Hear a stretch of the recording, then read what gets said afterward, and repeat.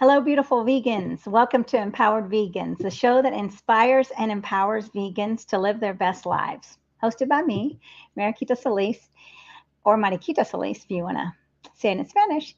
Each week, I feature leading experts in the plant based and vegan world, sharing inspirational stories and practical tips and empowering conversations. My mission is to support the vegan community in living a fulfilling, joyful life while making a positive impact on the world. And as a transformational coach, I also offer coaching programs to help vegans navigate challenges and to create a life that's aligned with their values. And today I'm excited to welcome Naomi Herman. She's a plant-based coach. She's also a whole food plant-based grandmother and dragonboater to the show. So we're going to have a lovely conversation. I've been wanting to have her on here for a while. And if you're watching, please tell us where you're watching from. And let us know if you have any questions for Naomi or for me, because we're here to help you. So Naomi, welcome. And thank you for joining me today. Well, thank you for having me, Mariquita. I appreciate it. I appreciate the opportunity to share my story. Yes, well, I'm very interested in your story because I know sometimes we give up hope on people. We might think it's too late. There's no hope for them. They say, I'm never going to change. And then we get that. It's almost like a little hook. They've hooked us, right? And then we just we're frazzled, right? It's a trigger when we hear we're never going to change. So I think anyone could change at any age. That it has to be their time on the journey. So I'd love to hear your story, Naomi. When did you, what, tell us how this even came about. Tell us about your childhood. Did you know about vegan or whole food or anything like that as a child? No, way back in the dark ages, they didn't really talk about that. I will say I will be 79 in January. So I'm not a young chick, but I am a lifelong learner. And so about, I don't know, maybe 5 or 6 years ago, I was sort of looking for weight loss tips, and not that I had a lot of weight to lose, but I was just looking for other nutritional information. I came across Chef AJ, and from listening to her, and then some of the guests that she had, that she was interviewing, and then I read the China study, which really opened my eyes to a lot of scientific information, and Dr. Esselstyn's book, to reverse heart disease.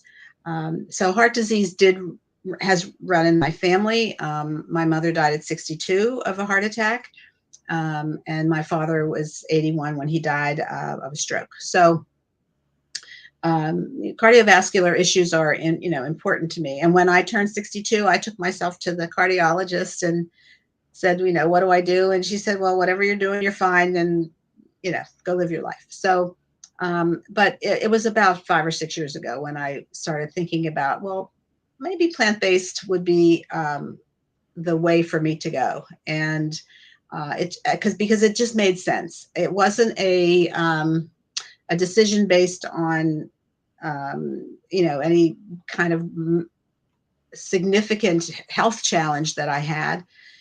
It sort of spoke to my heart that said, this is the way to go.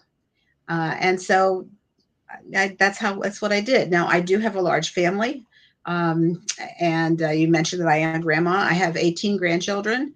Not all of them live in my city, but those that do, come to my house for dinner almost weekly. And when they come, they know they're going to get some kind of a vegetable. They know they'll get meat, but they also know that they're going to get some vegetables too. And I do try and introduce them to different cultures, different foods from different cultures, and also things that maybe their parents have not purchased for them from the grocery store that's related to a whole food. So whole new fruits from other countries. And of course, I live in an urban area, so we can get foods, all year round that normally we would only be able to, get in seasoned fruits and vegetables. But fortunately or unfortunately, we can get them all year round. And of course, there's always frozen. And I've always been interested in nutrition. So about 5 or 6 years ago, I started this journey, and I realized that my family was not going to go along with me on this. And so I felt I needed some support. And so I put on my Facebook page that I was going to have a meeting at a mall. That one of our malls has sort of an open area that people with chairs and couches and things like that. And I said, I'm going to be there at such and such a time on such and such a date. And if you're interested in talking about whole food, plant-based eating, come and join me. So about 3 people came that I didn't know. They were not my friends, but they had heard about it, that I was doing this. So they came to check it out. And so I had another meeting the following month, and different people, again, 3 people showed up. And I thought, maybe I'm onto something. And so I went to my local library and said, would you give me a room so that we could meet once a month? And they did. And that was pre-COVID. We met probably for about 2 years before COVID. And I would try and find guests to come and talk, people from my area, and or just talk about things that were on our minds, like what do you do in the fall with all the squashes? And I talk about squashes, and or apples and the different kinds of apples, and we would have a meeting about that. Or around holidays, what do you do when you're going to somebody's home, or you're having guests into your home and you want to eat a certain way, but you also know that they don't eat that way, and that there could be some friction there, and how do you handle that? And then we would have all kinds of really interesting conversations. So COVID hit, we had to stop what we were doing. The Zoom thing didn't quite work for this group. So after the libraries reopened, I was not able to go back to the library I had originally had my meetings at, but I found another local library that was willing to give us time. And so we've been there since January of 2023. And so we're coming up on our 1-year anniversary at this particular library. And we plan to continue into next year. We meet once a month. In fact, we had a meeting last night. We had 15 people who came. And my email list is close to 200 people now. So, we share information, we share some recipes, we share some of the trials and tribulations of how to do this when you're traveling, how to do this when your partner is not on board. How do you do this when you have little kids and you have to bring the snacks for after soccer or after baseball, and the team is expecting, little juice cartons and popcorn or potato chips or something like that. How do you do this, and how do you make it fun? And so that's what we do in our little group. So Plant-Based Pittsburgh South is an offshoot of Plant-Based Pittsburgh. And I know Sally Lipsky is somebody that you know. And so I talked to Sally, we sort of went under her umbrella. And so she's more in the eastern part of Pittsburgh, and I'm in the southern part of Pittsburgh. And it's really been a great opportunity to meet like-minded people, and just share our successes and share our not so much successes. So that's kind of how I got into this. And wow. Then the other part of what I do, so I'm happy to go out and speak to groups. And in fact, I have a speaking engagement in January at a local church.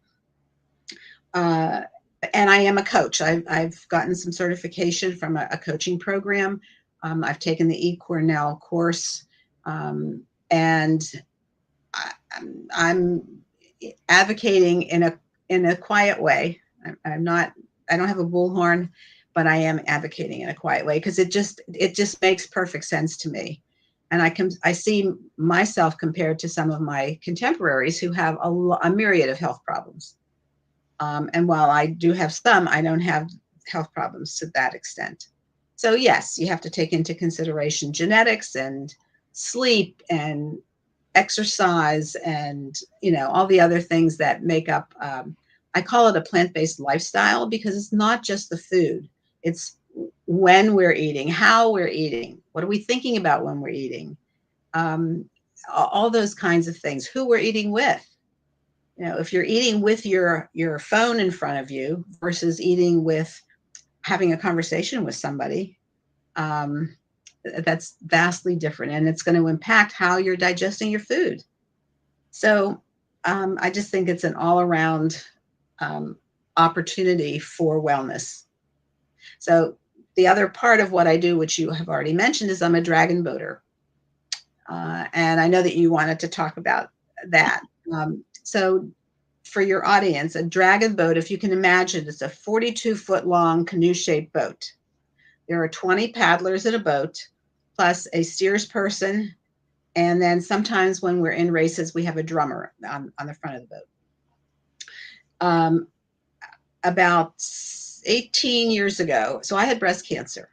And as I was going through treatment, my daughter, one of my daughters, saw an ad in her gym about they were looking for breast cancer survivors for dragon boating. I had no idea what dragon boating was. I thought a boat, okay, you get in a boat and something happens. I didn't realize that the something that was going to happen was me. I didn't realize that. But I went to a meeting. There were women of all shapes and sizes, all hair lengths. So my hair was just teeny tiny coming in. And there were people who had had breast cancer many, many years before. And then there were people who, like me, were newly diagnosed. And this was sort of like in February of that year. And then the season started in June. And I thought, okay, I'll go. I'll see what this is. Cancer was sort of a door that had opened for me that I really didn't want to be opened. And I thought, let's see if I walk through that, what other opportunities there will be for me. And I found this wonderful group of people who I would not have known because they came from all over the area. Our paths would never have crossed otherwise. So great opportunity to meet people and good exercise. And what I later learned was there was a physician in Montreal, Canada, who had done a study because dragon boating is very popular in Canada. And he had done a study because he was noticing that the women who had gone back to work after their breast cancer surgery and who were more active had less lymphedema, which is the swelling, usually swelling of the arm. They had less lymphedema than the women who stayed home and did nothing. And back then, it started for breast cancer survivors maybe 25 to 27 years ago. Back then, when you had surgery, you came home and you didn't do anything. It was like rest and don't move and all of that. Well, now, of course, things have changed. You know, when you have surgery, you're walking the halls right after. So there seemed to, again, it made sense to me that there was an opportunity for physical activity with a community of people, and that it would help prevent lymphedema. So I thought, okay, I'm in. Now, the caveat to this is I don't swim. Okay. So I am relying on my personal flotation device, which everybody has to wear on our boat. And I'm relying on my people who are around me. And in the almost 18 years that I've been doing this, we've never capsized. So I've never been in the river.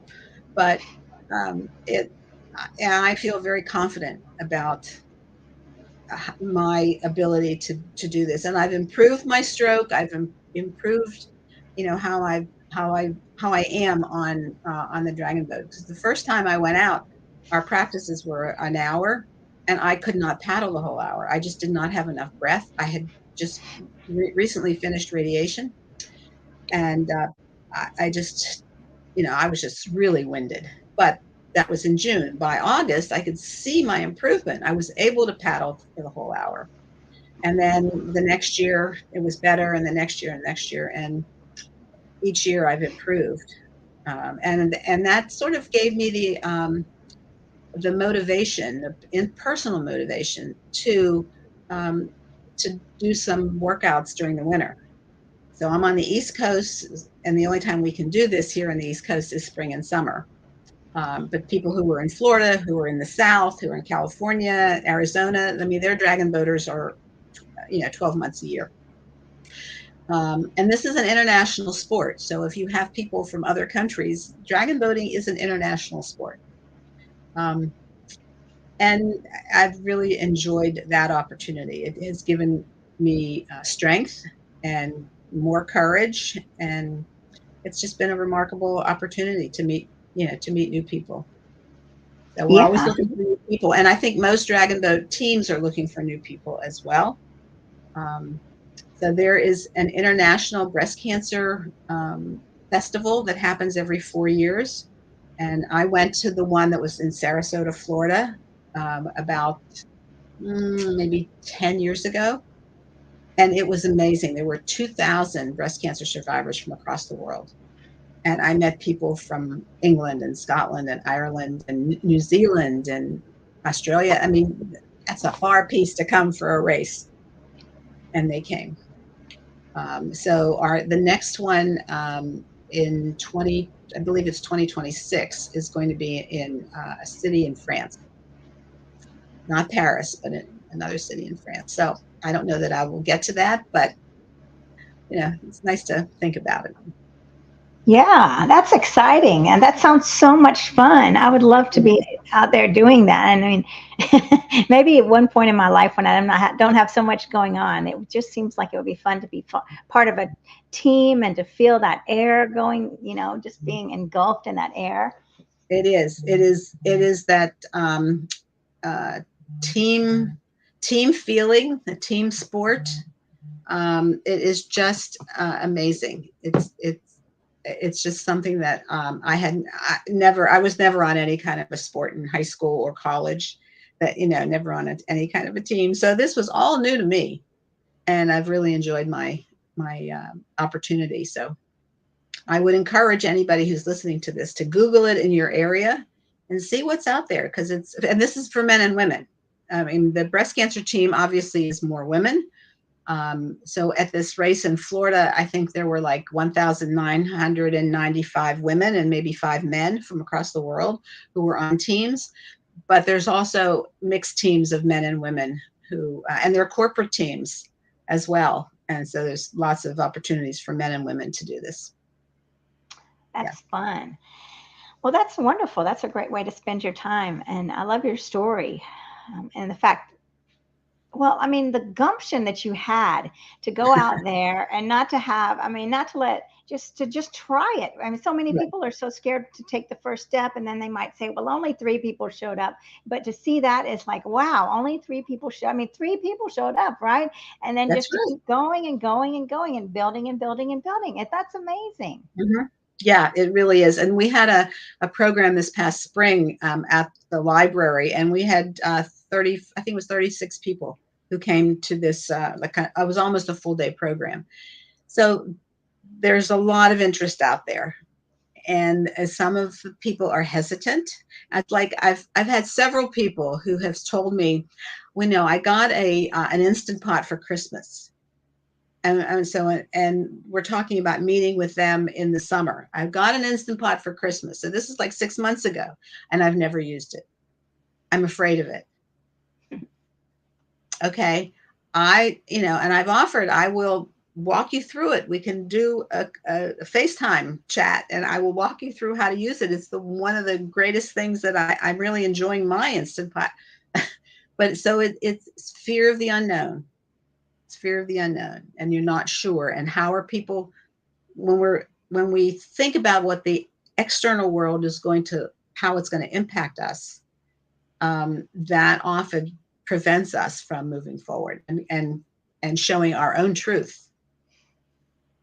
That is true. And no, I understand that fear of the Instant Pot, because see, when I get it out, I think it's not hard. I mean, I look at it and I think, wow, why haven't I been using this? And it's so easy. And then I put it away and I think, oh gosh, should I try it? But I mean, there's like 2 voices, one saying, yeah, but it's really easy. And the other one thinking, well, I'm not sure, which is so funny because you're right. It is super simple and we can make such great food in it easily. But isn't it interesting that it's just your thoughts? It's not real. Your thoughts are deciding what it is that you're doing. And the Instant Pot is just sitting there. The Instant Pot is a thing. It's there. It doesn't have any thoughts, but it's our thoughts about it, about anything that's fearful. It's our thoughts about it that say, I don't know. And our thoughts are based on previous experience. I mean, I do remember when my mother had a regular pressure cooker that the little weight thing flew up into it scared me. I mean, I was little. It scared me. Right. And I thought, I'm never going to do this again. But then I thought, oh, well, this is electric. There's no little gadget that's going to fly up into the air. It's okay. It's okay. And so I've really enjoyed mine. And if you want, I'll be happy to FaceTime with you sometime to walk you through it. But there's so many opportunities on YouTube to find how to do it, find out how to start, because you need to do the water test, which then shows you really how to do it. And that stuff's all on YouTube. It's very easy. Well, I mean, it's just to make a simple, I mean, even not even simple, but to put all these things in and then to have your meal cooking for you and to come back. I mean, that would have been great. This morning I was trying to make my dog's food. And so I was making it with here, making it this and this. Instead, I would have just put it all in the Instant Pot and then let it go. And it would have, oh my gosh, yeah. It is really great, and it keeps it warm, and it turns out delicious, and it's great. So I would encourage you to try it. Yeah, and I'm going to have to get it out again. Right. Yes. Get it out again. And I used it twice this morning. I made rice, and then I made steamed potatoes. And I just one right after the other. And, the potatoes will go in the refrigerator and the rice went in the refrigerator. I had some rice for lunch, and, it's just really easy. You don't have to worry, especially with rice, that it's going to boil over, and then get on the stove. It's great. I know. And I wanted rice today, and I thought, well, that takes too long. Oh my gosh. Okay. Well, I'm glad we're meeting now. Yeah. Some incentive. Right. The universe sent you here. So to inspire me to get back to the Instant Pot. Yeah. So, well, tell me about your grandkids. What do they think about the plant-based eating, and what meals do you make? Like when you send stuff with them, like you were saying, for all their friends, what do you send?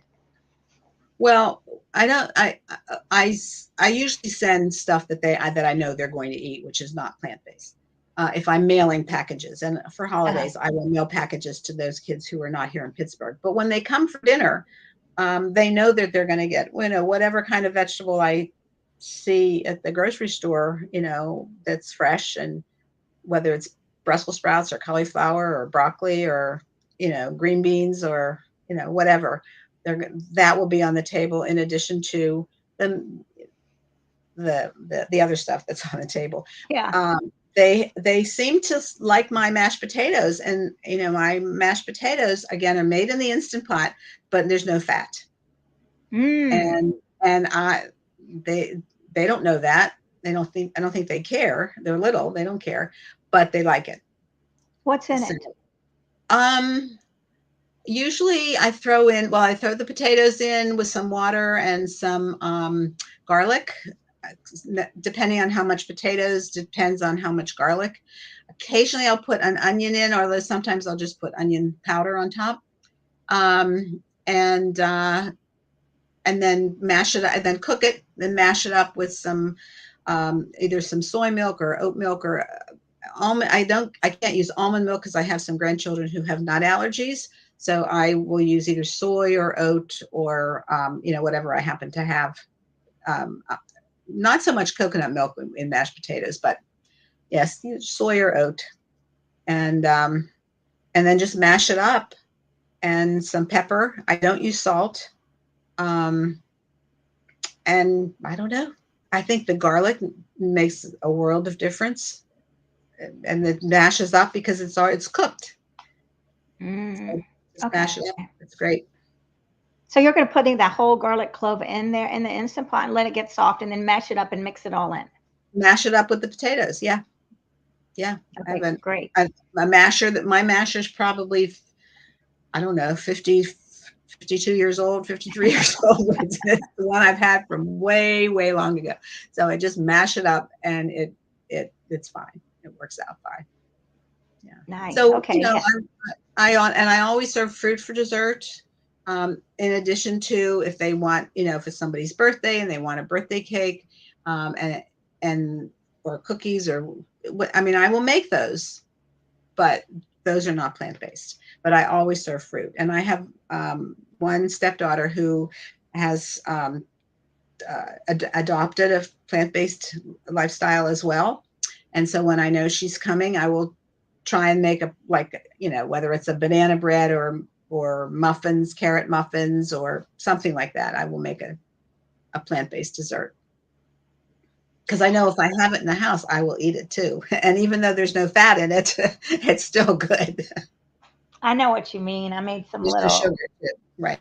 the sugar, right? I was making some little peanut butter cups, and I melted some chocolate chips, and it said to use oil, but I didn't use the oil. I just used water, and I thought, why are they saying that when you don't even need to? Right. Anyway, because I thought, there's been a few recipes that I've just left it out and it was fine. Just put water instead. So I think, why are we doing this? But yeah, and I ate a couple of the chocolate chips, and they were, because I haven't been eating that. They were so sweet. I couldn't even stand it, which is so funny. Yeah. To me, who Your used to could eat cakes like crazy. Yeah, your taste buds change. Yeah. Exactly. They do. Yeah. And we're also different too. So, somebody can eat a couple chocolate chips and that's it. And other people, when they start with eating a couple chocolate chips, they go, wild, and they need more and more and more. So it is important. I think when somebody makes a change and they want to do a behavior change, that they have to know themselves. They have to have an understanding, and it's okay if you slip up. This is your life. It's okay. Right. Yeah, you're right. And we have to understand that we are going to slip up. So, what's going to happen when we slip up? Are we going to beat ourselves to death? Are we going to see that as a learning opportunity? Right? Yeah. There's no point in beating yourself up because it's already over and done with. You can't go back and change it. You can learn from it if it's as you said, it's a learning opportunity. Right. Because if we beat ourselves up, that can just lead to more, that abstinence violation effect when we eat a couple and then we think, well, just forget it. Now I'm going to eat the whole box of cookies, Right. But a lot of people don't even have that mindset to think about it. They go on automatic pilot. So they're not even thinking, well, I might as well eat the whole thing. They just do. Right. They just do. And okay, people are human. That doesn't mean that you have to do it again tomorrow. Exactly. Yeah. If you look at alcoholics, some people, they can't have any alcohol. Zero. That has to be an abstinent sort of thing. Some people with sugar, they have to have a zero tolerance. They can't have any at all. Others, like you said, you had a couple, you didn't have the whole bag. So it's okay. Right. It's okay. Yeah. You're right. You have to know yourself, and then you have to be gentle with yourself in the process when you're learning about yourself. Right. So without judgment, just observing mindfully. I wonder, how am I going to respond to this? Am I enjoying my meal, or am I just racing through it?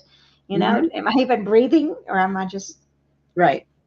That's right. I think mindful eating sometimes has a negative or a woo-woo kind of connotation. I do think it's important to take what I call a nanosecond when you sit down, maybe when you're putting your napkin on your lap, just to breathe, to look at the food before it's totally consumed. Exactly. You're right. And to have that gratitude, like if you really stop and think about it, how many people came together making this meal in front of you? You know, like even Yeah. planting the potatoes, right? Planting the Mm-hmm. potatoes, the water that came every day, and you Mm-hmm. know, and all the nutrients in the soil, all the little earthworms to help Mm-hmm. the potatoes grow, and I mean all the beings that came together to eat those mashed potatoes, you know, that your little children or your grandchildren love. So I Right. mean, and then you really can have appreciation for it, and to kind of slow down the process once we're mindful. So yeah, it's beautiful. Maybe it Yeah. is woo woo, but I like it. So Yeah. And I think the aspect with whole food plant based a lifestyle like this is really the opportunity for lifelong learning, because the world is changing. Climate change is going to affect us, positive or negative. It is going to affect us. It certainly could affect farming, and you know, we have the opportunity. We as human beings have the opportunity to continue to learn about it, whether it's climate change, whether it's a new recipe, whether it's a new book, whether it's a new expert that you know you're talking to open up our minds to what is new out in the world. And it just doesn't have to be relegated to nutrition. Anything, you know, listening to the news can be very challenging now, and disheartening. Um, and there are some of the news stations are looking for the feel good news to help, you know, with that balance. And that's really what life is all about. Life is all about a balance. You know, it isn't homeostatic all the time. Sometimes it's up, sometimes it's down, but it's, you know, there is a balance there. And learning about what is out there, learning about the opportunity to meet new people, learning about new cultures, it works out really, really well. you're right, exactly. It's never always like this or always like that, right? Yes. And Right. you've got to learn how to, we have to learn how to ride those waves, right? When it's up, we have to realize it's not always going to be, it's not always going to be rocky. Let's just get through it. Let's do the best we can by supporting ourselves and get through Exactly. these waves, Yeah. Yeah. Yeah. right? We do a thing. We've done this for, oh, maybe 5 years, 4 or 5 years, where um, I, no, it's actually more than, because my one grandson is out of college, has been out of college for 2 years. And I remember when we first started, he said, well, we're going to finish this list by the time I'm graduating college. Well, COVID hit and we stopped meeting for dinner. But I found a list of countries on the internet, and it was like 274 countries in the world then. And I thought, well, let me take each country in alphabetical order, and when the kids come for dinner, I will make something or find a recipe from that country. And sometimes I can find ingredients, and sometimes I can't, and sometimes I just go to what that country is exporting, or what it grows, and then, oh, well, this country grows mangoes. All right, we're going to have mangoes for dessert. But sometimes I can find a real recipe to make. And since I've been plant based, I usually try and make a vegan one so I can taste it too.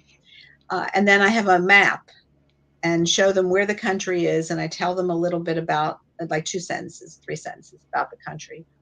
Um, and my children seem to be more interested than my grandchildren. but but you know, I, I hope that it has given them the opportunity to realize that, you know, even in these very small countries that could be in Africa or South America or Central America, that, or islands that we've never heard of, that there are real people there, and that there are they're eating some of the same foods that we are eating. And what I've noticed is that rice and sweet potatoes seem to be ubiquitous around the world, that in many, many different cultures. Um, in addition to, you know, beans and, you know, lentils can be more some countries than others. But you know, if I get stuck, it's usually, oh, they grow sweet potatoes. All right, we're going to have sweet potatoes for dinner.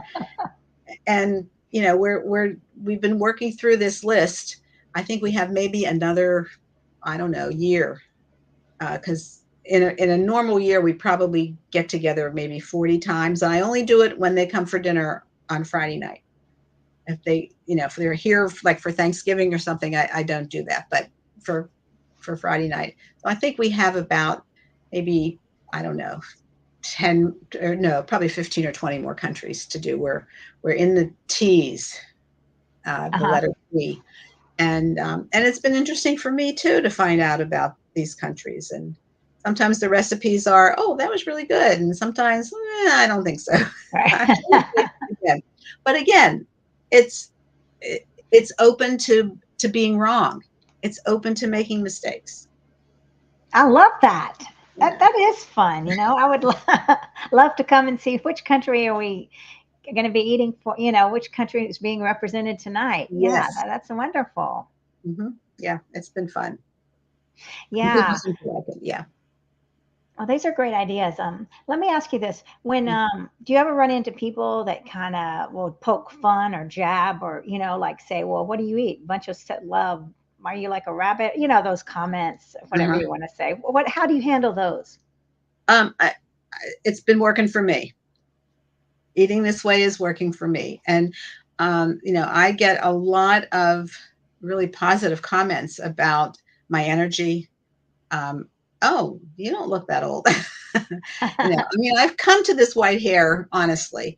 So I'm proud of it. And I don't mind, talking about my age, because I say I'm proud of where I am. And I do work out. I mean, I do lift weights, and I do have, health issues, but I really believe that the way I'm eating is helping me keep those medical issues at bay. Great. So Yeah, that's wonderful. And I'm seeing some nice comments here. Susan is saying, love the idea of preparing meals using food from other countries. Yes, Susan, you can get on that too. Man, like I will also. And then she's asking, are you a member of the Million Vegan Grandmothers? no, I didn't know that. I will look for that. Yeah, that's a great project. Tammy Hay runs that, and really taking a stand for our planet and sharing the word, sharing the good news Mhm. about how we can take back our health, right? And no matter Yes. what state we're in, we can thrive and thrive in our no matter what. Even if we have cancer, even if we have, you know, whatever we have, we can Mhm. always support ourselves in the best possible way. So Right. Yeah. Yeah. definitely. And I think this way of eating, as I said, looking at it from a lifestyle perspective, I mean, really like Dean Ornish looks at it. I think he was really on top of it with, looking at meditation, at yoga, at it's definitely the food, but at relationships and support and all that. I think all of that goes into this particular kind of lifestyle. And that can only bring better health.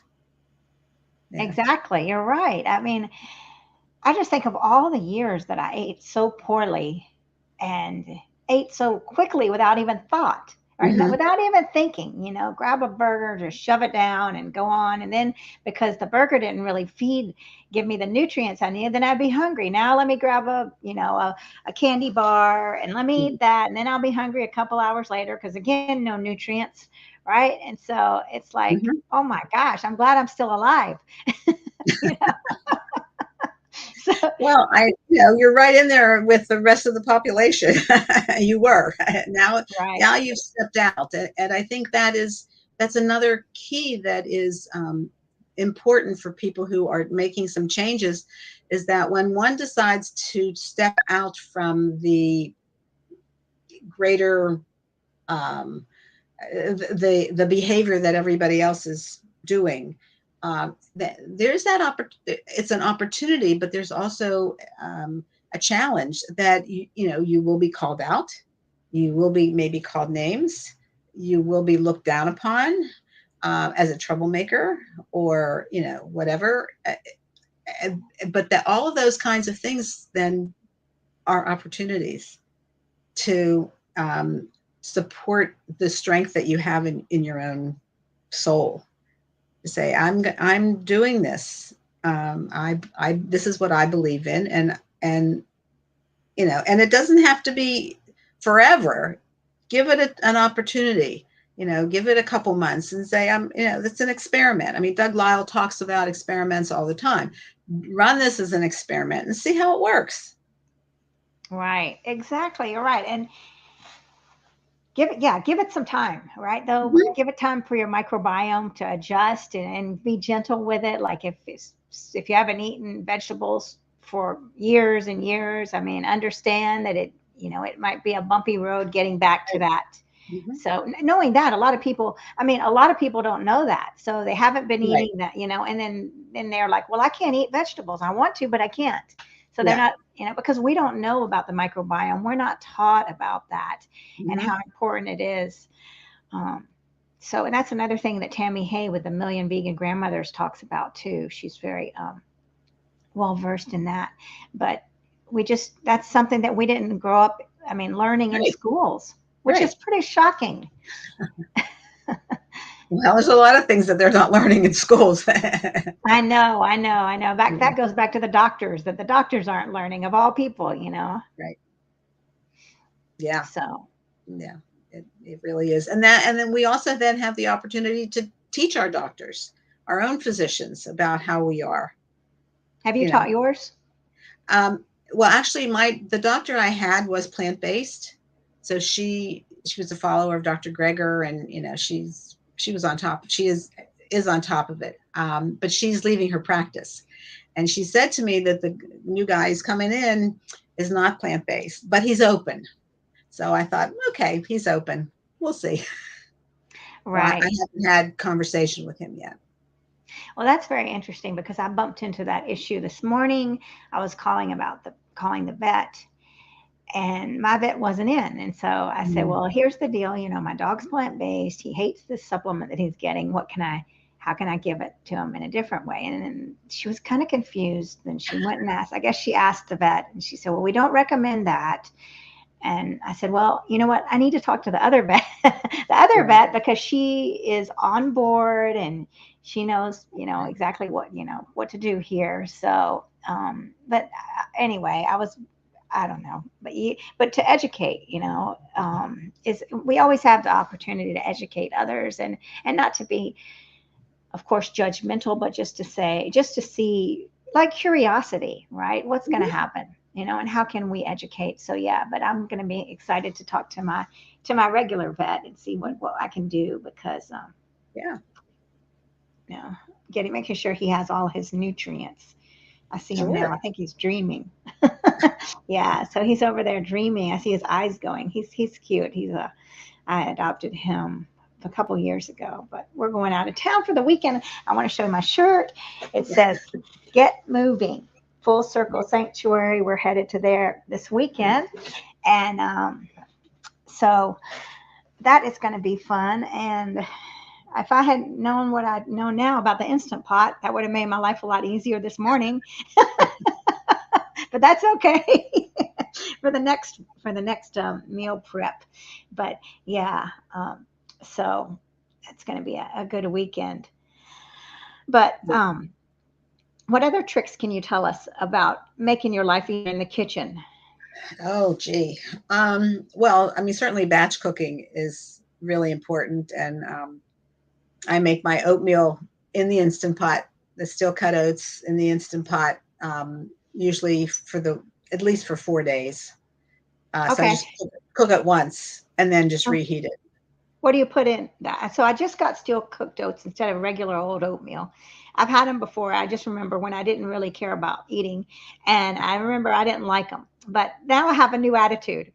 Yeah. So, Well, I like the chewiness of it. Some people like their oatmeal more like a porridge, but I like the chewiness of it. So I think it's a cup of steel cut oats and 3 cups of water for 3 minutes in the Instant Pot. And I okay. believe that's Ann Esselstyn's recipe. And so I make that, and then when I reheat it individually, or maybe that's Jill Nussanov's recipe. I can't remember, but it's 3 minutes, which is very short. I mean, the Instant Pot has to come up to steam, and then you have your 3 minutes, and then it has to, come down. So it takes longer than 3 minutes, but it's still much shorter than if you cook it on the stove. And then I'll sometimes put cinnamon on, sometimes nutmeg, cardamom. Occasionally, when I'm reheating it, I'll throw in some applesauce instead of some plant milk, and throw in some raisins or craisins or, some dried fruit. Just whatever I'm feeling at that particular morning to reheat it. Right. Well, those are good ideas. What about, if we're not using salt, what spices or what kind of flavors can we add to our food to make it taste better? Again, I think it really is, what I found is if I just leave the salt out from recipes, particularly recipes that have a lot of seasoning in it, a lot of spices, not being spicy, but a lot of different kinds of seasonings. And I just leave the salt out. Okay. I just don't use it. But some of the salt substitutes, Mrs. Dash has many, many different varieties. There's, Costco has a no salt substitute kind of thing. It's not that they taste like salt, but they have more herbs and spices in them. Lemon juice is another brightening kind of seasoning for things. And wait, when you said Mrs. Dash has a lot, they have different Mrs. Dashes, you mean? Yes. Mm-hmm. Okay. Yeah. They're all no salt, but they have different, flavor profiles, I guess. Got it. Yeah. Yeah. And fresh herbs. That would be good. Yes. Because I'm trying to think of my chickpea salad. I could put some, what is that? I can't even think of what that is that I like to cook the carrots in. Dill. Oh, dill. Mm-hmm. Yeah. Dill. Yeah. That's great. I mean, some of the buying fresh herbs can be really expensive, depending on where you live. And if you have the opportunity to grow it in your backyard or on a, in a pot on a deck or something, that's the best way of getting it. Yeah, well, I've got to experiment a lot now that I'm letting go of salt and really, adding flavor to my meals. Yeah. Especially because when I go to like somebody's house and they're going to say, "Well, this doesn't taste like anything," Yeah. I mean, because people are so addicted to salt and they don't. Exactly. Right. Exactly. But if you flavor it with other herbs and spices, or flavored balsamic vinegars, or other kinds of vinegars, people don't think that they're missing something. I mean, if you have a bland piece of cauliflower, let's say, then you might feel that it's missing something. But if it's part of a recipe, then I haven't found it to be a major issue of just leaving it out. What about like if you're used to putting Italian dressing on things, what could you use instead of that? I guess Italian seasoning, or what else could you put? I don't know. You could add Italian seasoning and some vinegar, whether it's rice vinegar or balsamic vinegar, whatever kind of vinegar you happen to like. And lemon juice. Sometimes if you do two acids like lemon juice and vinegar, they will balance themselves out. So then you don't really need the oil to tame it down. And sometimes just using water, or if you're looking at dressings, a lot of people will take hummus and add more water to it. And then, that's a dressing. If you water the hummus down enough, that will be, it wouldn't be Italian, but it would be another kind of a dressing. Yeah, that's true. I completely forgot about that too, because I've made my own dressings and I could have made an oil-free dressing I still could, I mean, to add it to the little thing I got going here for the chickpeas. I was going to check it later just because, I mean, to let all those herbs, I put the herbs de Provence in, and then some other shaker that was like Mrs. Dash, but it wasn't Uh-huh. Mrs. Dash. But yeah, I put that in, and then little cherry tomatoes and some Mhm. balsamic, a little bit. Try to let that seep in and Right. see how it goes. So it'll be really really beautiful and light. And the lime juice really gave it a nice kick, Yes. like you're saying. And lime It'll juice with brighten- balsamic. Yeah, it'll brighten it up. Hmm. Yeah, no, it's it's all good. Well, good. It's exciting. I mean, it's a new way, and people are like, "What am I going to make?" But it's like, wow, you're going to be introduced to things you've never, thought of Absolutely. before. Absolutely. I mean, just if you just look at all the colors of the rainbow that are in the grocery store, I mean, they're just gorgeous to plate up. And last night we had a woman who came and talked about making instead of a charcuterie board, which you could do vegan with vegan meats and cheeses, but then that's not the healthiest either. She made it with vegetables and fruits, and it was Mm. really the colors of the rainbow. And one thing that I learned, it was a really cool suggestion. She had little beets and sliced them, and then had little cookie cutters. I think that one was like an acorn shaped cookie Uh-huh. cutter, and cut the acorn out of the beets, and use that as a little garnish, which was really Oh. cute and pretty. And it was that brilliant red of the beet. So there's all kinds of opportunities to kind of play with your food if you're so inclined. And if you're not, that's fine too. A lot of people, I mean, particularly people my age, we've been cooking for a very long time. And a lot of people my age don't want to cook anymore, or they're living by themselves and just don't want to, prepare meals for themselves. And so they eat very simply, and that's fine as long as you're getting enough protein from the beans, or, tofu, or legumes, nuts and seeds, and you're getting your green leafy vegetables and your other vegetables and your fruits and grains, then there's nothing wrong with plain cauliflower. Right. You're right. No, it's good. I like it.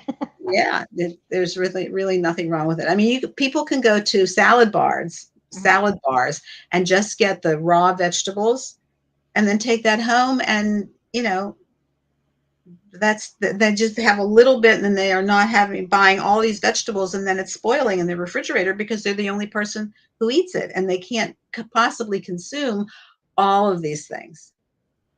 Oh, I know what you mean. I feel like I'm throwing out food all the time Mhm. because it's going as much as I need to freeze it, I think but you're right. It's hard when it's just one or even two people, but I like Yeah, and people who, again, when they're a lot of people my age live in apartments, and so you don't have an extra freezer. I mean, I miss my extra freezer when I had a house. I miss it because I would be able to freeze things, but I don't have. I have a refrigerator freezer, but the volume is not there. So yeah, there are things that one has to think about if one is going to do this um, economically. However, there's no reason not to. There's no reason that says that people my age don't have the brain capacity to figure this out. We do. I We know you definitely do. do. We definitely do. You do. You're right. You do. And so what do you think about how do you sweeten things?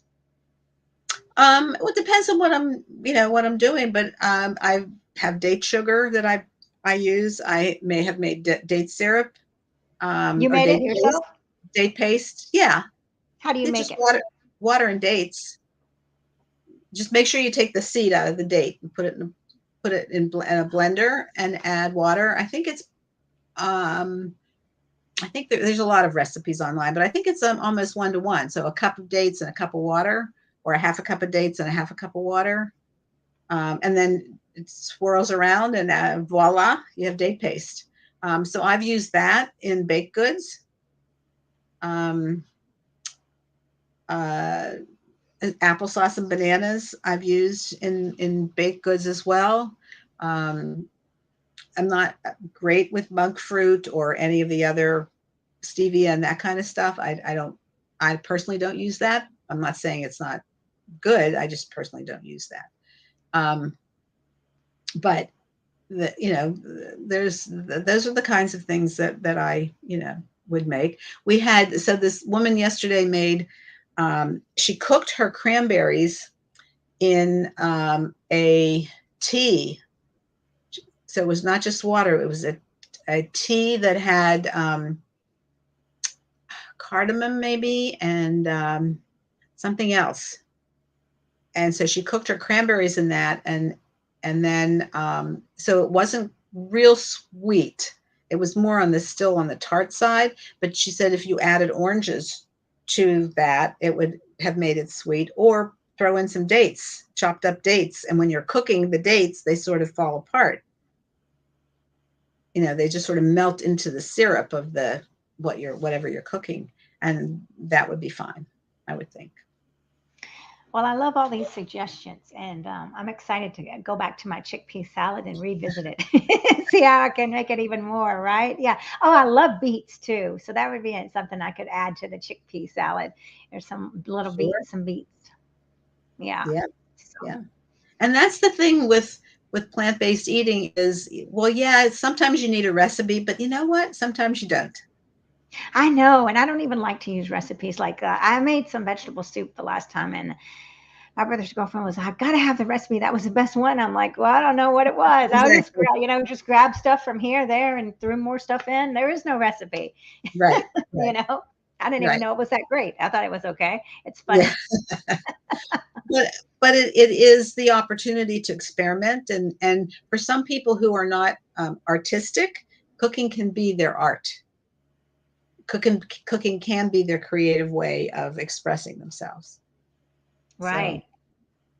yeah. Well, you've inspired me to get the Instant Pot Oh, yeah. out and try all these new things. I mean, like I said, I just finished the E. Cornell, so I'm really Mhm. gung ho on. I mean, very aware. It Yeah. was that nutrition and disease. I'm like, oh my gosh, I want to know what's going in my mouth. So Yeah. Yeah. Well, what goes in your mouth is, it's either going to be helpful or not. So we want to have more healthful and helpful foods that go in our mouth. amen to that. Yes, and Mhm. Yeah. Stephanie's clapping. Thanks for watching, Stephanie. She's plant based and she's very, very healthy in Jamaica, doing her a lot of raw, wonderful fruit, the fruits and that they have down there. Yeah. Yeah, Wonderful. yeah. So, well, Naomi, it looks like we're running out of time, but no, this has been wonderful. I mean, I've really learned a lot from you, and I'm very inspired by your gumption to get out there and to start with 3 people and then 3 different people and then to build, build, build and not let anything stop you. That's amazing. I'm just happy to hear that. Sure. My pleasure. I appreciate the opportunity. And, if anybody wants to connect with me, there's a plant-based Pittsburgh South Facebook group. And, you know, we're happy to talk to people. Definitely, yes. If you're in the Pittsburgh area, reach out to Naomi. And Mhm. are you're on Facebook and I'm on Facebook. I mean, it's Naomi Herman is my Facebook okay. name. On my personal page, I'm happy to connect with people that way. Or Plant-Based Pittsburgh South has its own Facebook page, as Plant-Based Pittsburgh also has a Facebook page too. All right. Well, everybody run and connect with Naomi and see how we can make our lives easier with the Instant Pot and, I'll do all this creative cooking that we've been talking about. So thank you Mm, so much, Naomi. And thanks, my Susan pleasure. and JJ, everybody, Stephanie. Yes. And well, everyone have a blessed day. Thanks, Thank Naomi. you. Happy holidays to everybody. Same to you. Namaste, vegan. Bye bye.